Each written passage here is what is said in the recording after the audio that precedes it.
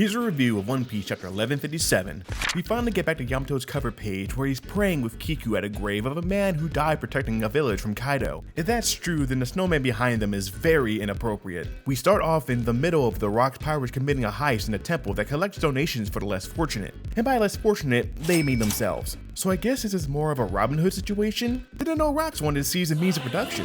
Whitebeard, Kaido, and Silver Axe were stuck in the underground vault, so Shiki throws a bomb down there to lessen the shares for the rest of them. Such a good comrade, Shiki. But if Shiki thought one bomb was going to kill Whitebeard and Kaido, then he needs to watch more power scaling TikToks. Whitebeard gives him a demonstration by using his Quake powers to bring down the building. Kaido says that he's jealous of Whitebeard's power, but Whitebeard stuns the young lad and says Devil Fruits are a lifetime commitment, so your fruit better be metal as hell. Kaido will remember that. The Navy shows up quickly, which leads Whitebeard to question if someone leaked their plans. Rocks is too bricked up on potential violence to listen, so he and his crew go to battle. The glazing of Rocks continues when the narrator says that currently, we're witnessing his era.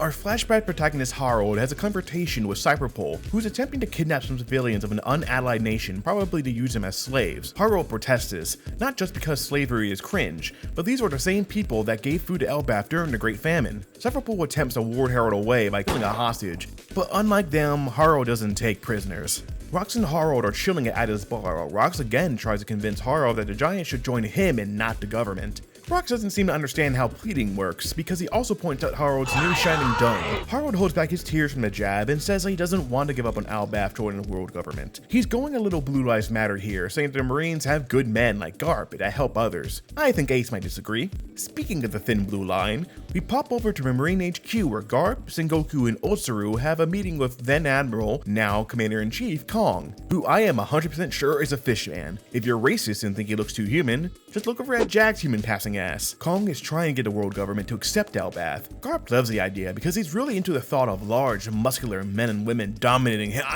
joining the Marines. We're back on Pirate Island now, where news breaks that Shaki has stepped down as captain and empress of the Kuja. Now member Gloriosa comments on this, while also calling Big Mom ran through. Also, Stussy loves Whitebeard, but the only person to ever pierce his heart was Akainu. The pirates weep for the loss of their goddess, but the goddess herself lands on their shores and commits to staying to avoid the Marines. She has her way of the island as all the men of the island, including Rocks, immediately follow her because holy f***.